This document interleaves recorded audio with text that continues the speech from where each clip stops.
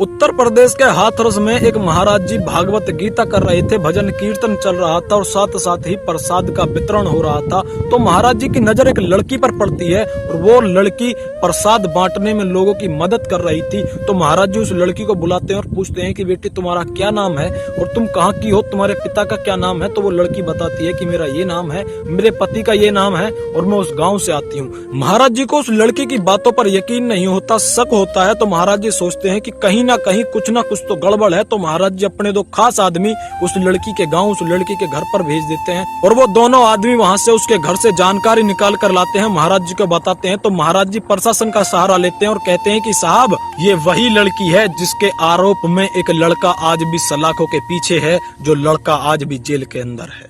राम राम, नमस्कार, सत श्री अकाल, जय हिंद। मेरा नाम है जीत सैन। दोस्तों, ये सच्ची घटना है उत्तर प्रदेश के अलीगढ़ शहर की। एक नामी गिरामी गैंगस्टर होता है, बदमाश होता है और पुलिस वाले उसको कोर्ट लेकर जा रहे थे और कोर्ट जाने से पहले एक रास्ते में करीब 12 लोग उस लड़के को वहां से छुटाकर आ जाते हैं और पुलिस वालों को घायल कर देते हैं।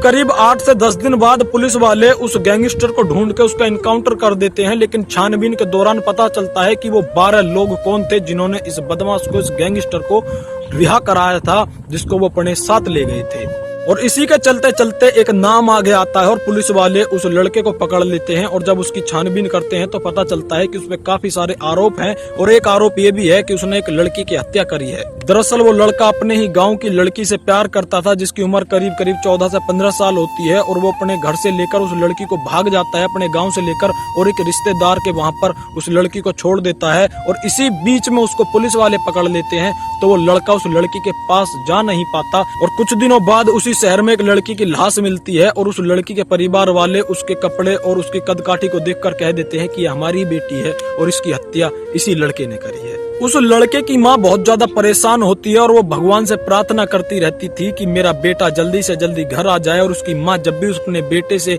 मिलने के लिए जेल में जाती थी तो उसका बेटा रो रो कर यही कहता था कि माँ मैंने उस लड़की का कत्ल नहीं किया। और उस लड़के की माँ भागवत गीता बहुत ज्यादा सुनती थी। तो एक दिन महाराज को बताती है कि महाराज ये बच्ची का फोटो है, इसका कत्ल मेरे बेटे ने नहीं किया, लेकिन आज भी सलाखों के पीछे है। और वाकई में महाराज जी उसके सारे केस तो नहीं छुटा पाते, लेकिन एक लड़की का मर्डर केस उससे हटवा देते हैं।